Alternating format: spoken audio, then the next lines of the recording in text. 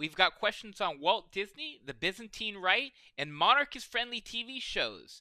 And what would Charles do if he was elected Pope?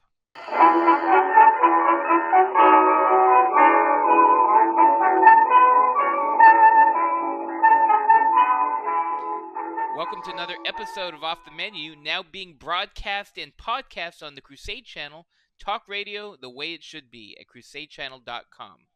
I'm Vincent Franchini from Tumblr House, here with a phaleristic Charles Coulombe. Phaleristic? You mean like the study of orders and decorations and stuff? Yeah, you're into all that, aren't you? Yeah, but I mean, so you're basically saying like I've got the Order of the Garter and the Order of Malta, the Order of the Holy Sepulchre. I'm basically dripping with decorations, is what you're saying. Yeah, you're all about that. I may be interested in it, but I'm not dripping with them. Besides which, having spent most of my life in Southern California, the magic phrase white tie and decorations, you know what that means in LA? White tie and decorations? When you see that on an invitation, what do you think it means? I've never seen that on the invitation, so white tie and decorations, I would assume on an invitation means dress, right? No, yeah, but what kind of dress? What do you think it would mean? What would you be wearing? I would say white tie with tails. Yes, that's half of it. But Okay. What are the decorations? Tails and you had a certain thing on your shoes that long time ago. You don't do it anymore. Do you know what I'm talking about? Yeah, spats, but spats. No, spats aren't no. Spats aren't decorations? No. Okay. What are the decorations? Decorations are any orders of knighthood or medals or anything like that you've got. So white tie and decorations on an invitation means you should wear white tie and tails with whatever decorations you're entitled to wear, be they medals or stars or breast badges. So where would a dress code like that be? I'm assuming that's military, right? Any formal ball or nighttime event. I was just at a ball in Vienna, which was white tie, and I saw people wearing decorations. And you'll often see that when people wear a white tie, they'll wear their whatever medals they're entitled to. But in LA, if you see white tie and decorations on an invitation, most people think it means a black shirt, long white tie, and Christmas tinsel and balls and stuff hanging from everything. I see. Okay. Fair. That's the LA idea for white tie and decorations. Christmas lights and ornaments and tinsel. Basically, you should come as a walking Christmas tree is the LA idea. I agree. Well, but why do you have to be derogatory? Why do you have to rub that in? What's derogatory about it? I feel like you're being self-loathing. I'm not self-loathing. I would never wear something that ridiculous. But it's very, very common to do that kind of thing in Los Angeles, and I don't think there's anything wrong with that. And I don't think you should hold it against your fellow Angelinos that they have a certain lack of understanding of these things. Frankly, I think you're being a little snobbish toward them. That's you. Me? Yeah. Oh, I see. Shift the focus. Blame the victim. Very nice. Smoothly done. So basically, you're turning it all on me now, as though it were my fault somehow. No, I'm not even turning it. It's just you. I didn't turn anything. I just illustrated what you're doing. It's got nothing to do with me. You were born in L.A. I wasn't. It's up to you to maintain the high standards of Los Angeles, not me. That doesn't even make sense. What, only people who are born here have, or that's their job to have standards? Anybody that wasn't born here doesn't need to do anything? Then the Spanish who first came here could have totally slacked off then, according to you. Let me tell you something. I can afford to be blasé. I just came along for the ride when the Franchini family moved in. I would have been perfectly happy to be left alone to work with your cousins, but no. I think it'd be useful, starting the business up out there. Bring him along. And I didn't get much of a say about it. Just, the kid's smart, bring him. I like that. And I'm not upset. I'm not resentful. Clearly. But I was just as happy running numbers on the streets of Brooklyn and Queens as, not running numbers because, I was just as happy doing boyhood chores for the family back home as I was when we got out to. You know what? I don't want to talk about this anymore. Neither do I. Let's move along, move shall along. we? Move along. Nothing to see here. No, but seriously, folks, there is a lot coming up. As you know, this is the month of March that we're facing this week. And March the 1st is, you guessed it, the Feast of St. David of Wales. And this is a shout out to our friends at the Oratory of Cardiff in the Welsh Principality's capital. The Principality of Wales, ladies and gentlemen. Cardiff is the capital, and there you will find St. Albans on the Moor, which is the Church of the Oratory in Cardiff. And they have one of the 3 shrines of St. Alban, the proto-martyr of Britain. So if you find yourself anywhere near Cardiff and want to venerate your island's proto-martyr, and you're nowhere near St. Albans, which is in England, have at it. And not only that, very close to Cardiff is a town called Caerleon. And Caerleon is an important place because it's associated with the Arthurian legend. Supposedly, the Roman amphitheater was one of the inspirations for the Round Table. It's mentioned in all the Arthurian stories, and no less than Arthur Machen himself was a native of the place. So, go see Cardiff, go see Caerleon. But wait, there's more. I knew you'd want to know that. I think on the 6th, is the feast of, or maybe it's the 5th. Anyway, whatever it is, look it up. The Feast of St. Piran, Piran, the patron saint of Cornwall, or South Wales, if you will, which is that little duchy west of the River Tamar. And it's another Celtic country, like Ireland, Scotland, the Isle of Man, and Brittany. Wales and Cornwall being the 6 Celtic nations that survive. And then, of course, on March 17th is St. Patrick's Day. And not just St. Patrick's Day, but also the feast of St. Joseph of Arimathea, who brought either or both the Grail and the relic of the precious blood to Glastonbury, and whose staff, stuck in the earth, flowered and gave us the Glastonbury thorn, which to this day blooms at Christmas, which is kind of a weird thing to do, but it does it anyway and doesn't really care too much what you or I think about it. That's good. Yeah. So for all you Celts out there, be ye Irish, Scots, Manx, Cornish, Welsh, or Breton, this is a big month for you. All right. Very good. Anything else before we go to State of the Week? Anything else? Oh, yes. Mustn't forget. Today in real time is Sunday, the first Sunday in Lent, and the Sunday of Orthodoxy, which in the Byzantine Rite, both Catholic and Orthodox, commemorates the Council of Nicaea, Second Nicaea, in 787, I think, smashing the iconoclastic heresy, upholding the use of images. And it's a wonderful feast. They after the liturgy, there's a big procession with icons, and then a ritual condemnation of heresy and various heresies, and then a lauding of various right-thinking and right-believing people, from fathers of the church and emperors all the way down to soldiers and normal people. That's beautiful. Why don't we do that more often? Well, they only do it once a year, but this is the time to do it. Who's they? They are both Byzantine Catholics and the Eastern Orthodox. Wow, great.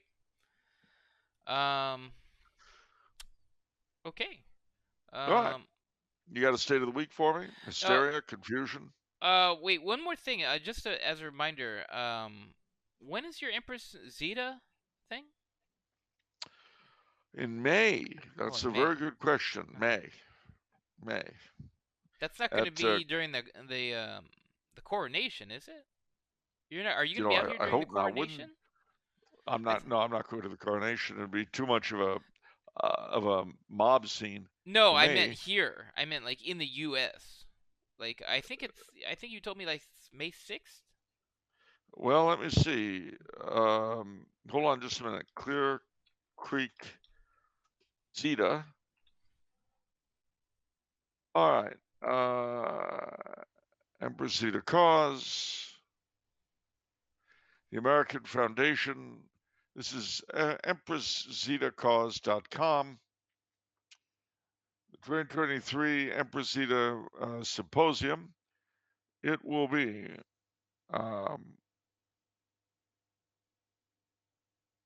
Saturday, May 13th at Our Lady of Clear Creek Abbey. Includes a full catered meal, lunch. Very good. So it's May 13th. Now, the coronation. It's May 6th.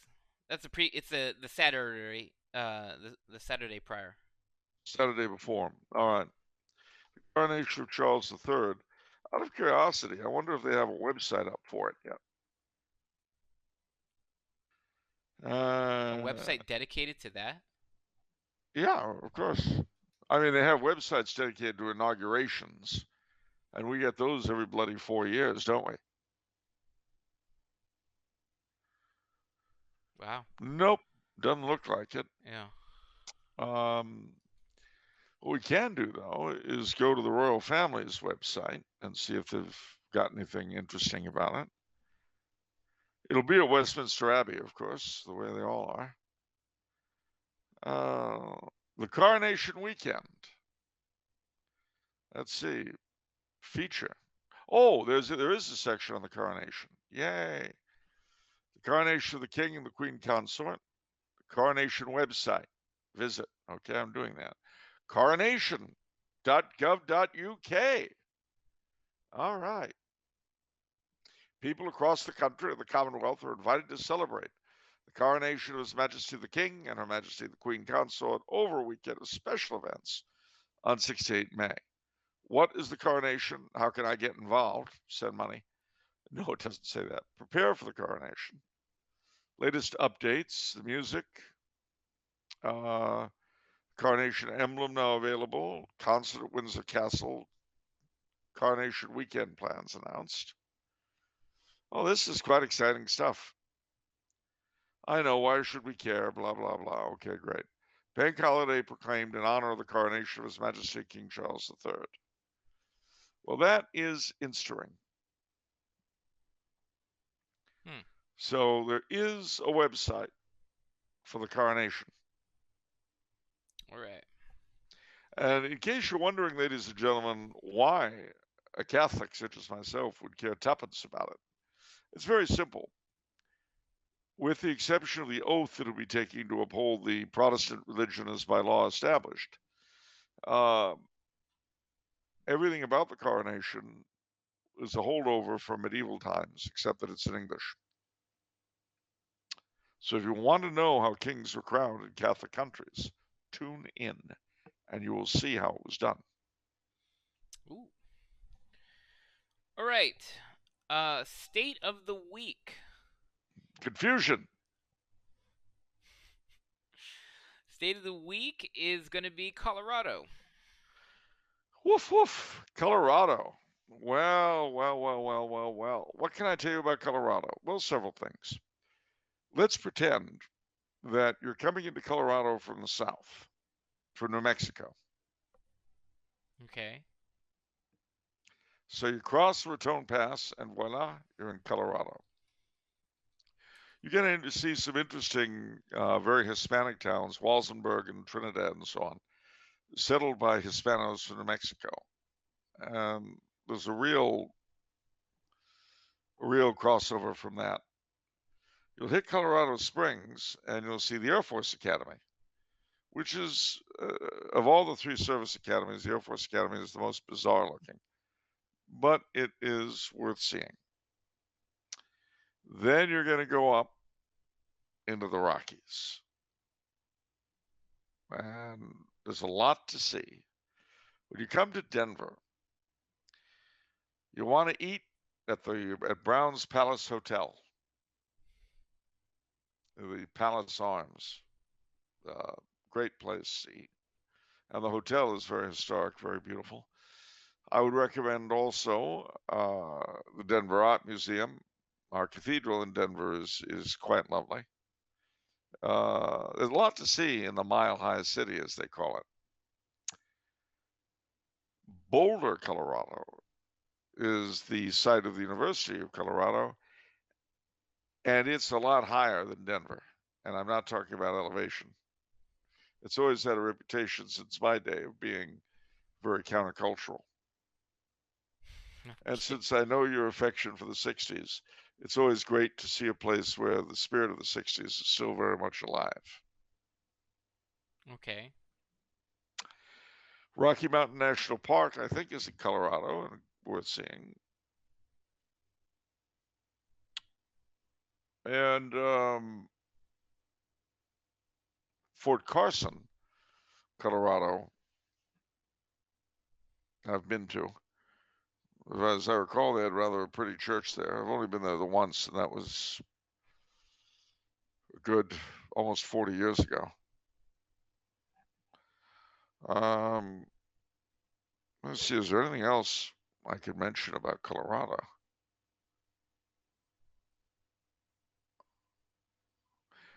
That's pretty much it. The Grand Tetons, I guess. If are they in Colorado? The Grand Tetons? No, they're in Wyoming, I think. Anyway, it's about all I can say about Colorado, except that my great grandfather is buried in Denver. That's interesting. Oh, you can go and gawk at his grave. Samuel P. Arnold, if you want to look him up in Find a Grave. Right. Right. Let's move on to the memes of production. Nationalize the memes of production for the common good. All right. Notice you're a little restrained, ladies and gentlemen, because it's Lent. Everything has a more somber tone right now. All right, we've got a proper meme today from Noble Cobra. I'm going to put it up on the screen for everyone to enjoy. Emperor Palpatine says, "Dark academia is a pathway to many practices some consider to be natural." That's perfect. Which is one of the very, very few crimes today. You know, it's and you know, ladies and gentlemen, I realized that for the past 5 years I've actually been living in dark academia. Going to school at a castle, you know, my joke was always it's theology's answer to Hogwarts. And of course, my manner of dress has always been apparently dark academic. So when you see me prowling the halls here, that's it. You're the embodiment. I'm living the dream, gang. Living the dream. I just love that's entirely who you are, and you are being that, and you are that completely independently and oblivious to it being a thing. It grew up around me without my knowing. You know, I feel like a fossil that's, you know, been encased in a rock. You know, you crack open the rock and there's still the imprint around you. So that's dark academia. It's the imprint around me. All right. We've got a comment from Andrew from New Jersey who says, "I upped my tithe for Lent, meaning for Tumblr House Patreon. Only one company I ever worked for where you have to pay the company for the privilege of working in the mailroom." Well, now, see. All right, Andrew. Most companies, you've got to pay the union for the privilege of working in the mailroom. Here, we cut out the middleman. There's no, you know, there's absolutely no extra parasites or hangers on to suck your money from you. Nope. It goes straight to the top. Absolutely. That's Yeah, no, it goes straight to the top, 100%. Yeah. All right, we'll stick with that. I was going to say there seems to be something a little off with that narrative, but I'm just going to take it as read, and I'm going to leave it alone. I'm not going to complain. So Andrew from New Jersey, I mean, we have a lot of differences of opinion on New Jersey and other things, but I tell you, he really is showing what a great person he is with his donation. I mean, just a corporal work of mercy to support the needy. The top floor executives, it's so been needy. tough. It's been tough. Yes. So, as customary for Lent, I used to have surf and turf, before Lent, but obviously now it's just surf, right? So surf and surf. Surf and surf. So I'm giving it up. And obviously, what is it? I forgot what drink it is. Is it Louis the 15th? Louis the 16th? Louis the 13th. Louis the 13th. Excuse me. So giving up Louis the 13th, after dinner kind of stuff, little sweet stuff, but that's very touching. Yeah. Right here. But anyhow, if you want to become a patron, you can do so for as low as $5 a month. Get access to the pre-show, get early access, a bunch of other benefits. Send questions in if you have questions in. You're gonna want to become a patron. So, all right. Shameless plug checked off. All right. Paramus Mall? No. All right. Wurlitzer Organ Store. What did you say? I said Wurlitzer Organ Store. I don't know what that means. Well, you know what Wurlitzer organs are. It's a type of organ. The Wurlitzer company makes organs. And they had a store in the Paramus Mall. And one of the great thrills was to go into the Paramus Mall and hear people trying out the Wurlitzer organ. Sometimes they knew what they were doing. It sounded good. Amazing. What have you got against the Wurlitzer Organ Store in the Paramus Mall? I have nothing against it. I'm simply ignorant. What do you have Not against anymore. Ignorance? Well, for one thing, I resent being ruled by people who are ignorant in church and state. It's a little annoying, and I'm tired of it. It's been the case my entire life, and I want it to end. Wow. Suddenly we're not so accepting now, are we? Not of our masters, no. No. Our masters, they don't get. Well, you said it once best yourself. Yes. They don't have the right to be that stupid. They just don't. Yeah. You said it, and I concur. They should have to pass a test or something. There should be a very remedial spelling. Your times tables. I feel like there needs to be some of that there. I don't know. There should be. I mean, there should be a qualifications test for public office. You've got to be able to count above 7. Yeah.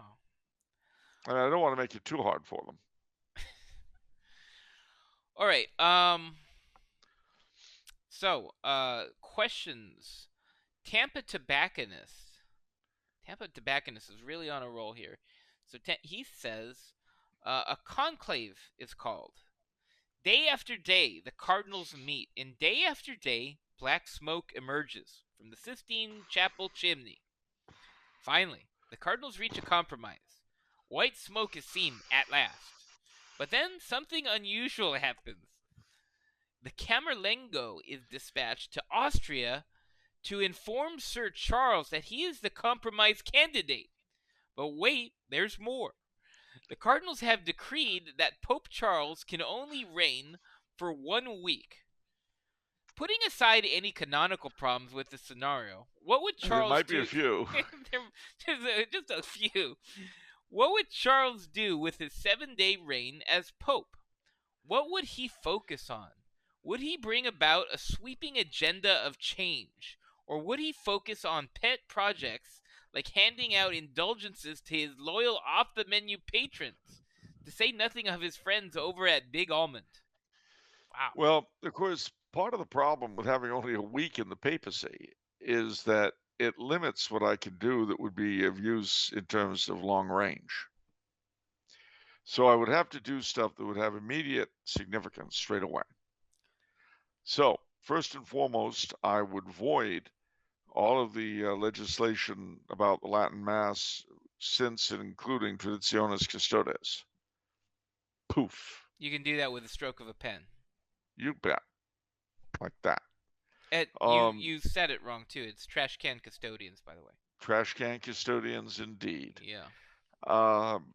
I would immediately dismiss those bishops who have been too assiduous in applying it. Yeah, I mean you, Bishop Declan of Clifton, and I mean you, Cardinal Gregory of Washington, D.C., and several other people of your kind. Out on your ear. You'd be in a monastery together. A monastery of nuns, of the most reformed and annoying imaginable. In Siberia. No, probably Montecito, California. I'd stick him in with the IHMs. Anyway. The nicest, most ritzy. Wow. Okay. So anyway, so once they were out of the picture, I would also prescribe that the Sarum rite is an alternative for the ordinariates. I would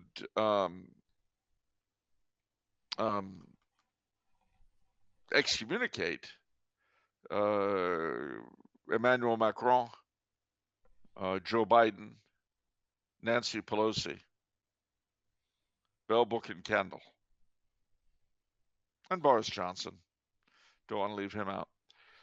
And because I wouldn't have the time to negotiate a new Concordat with Germany, so I would simply declare that as far as the Holy See is concerned, opting out of the church tax in Germany does not end your membership in the Catholic Church. And I would task several orders with sending priests to Germany to attend to the faithful who didn't want to pay the church tax.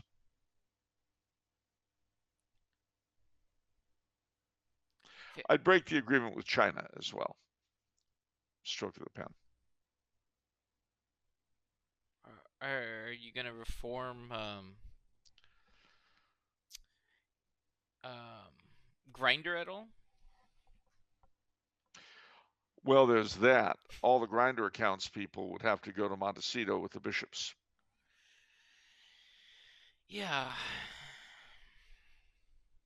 I'm sure I could find out from whatever that group was that found out. I'm sure I could find out who had the Grindr accounts. So you just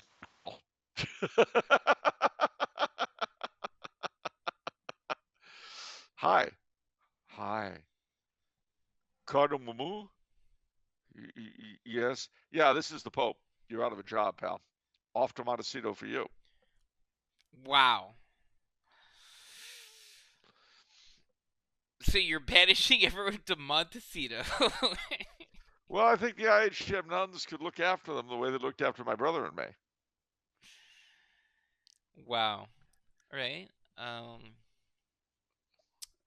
Is that it? I feel like there's so much to do, There's so much to do, but I only have a week, and the problem is so much of what I would want to do would take a while to accomplish.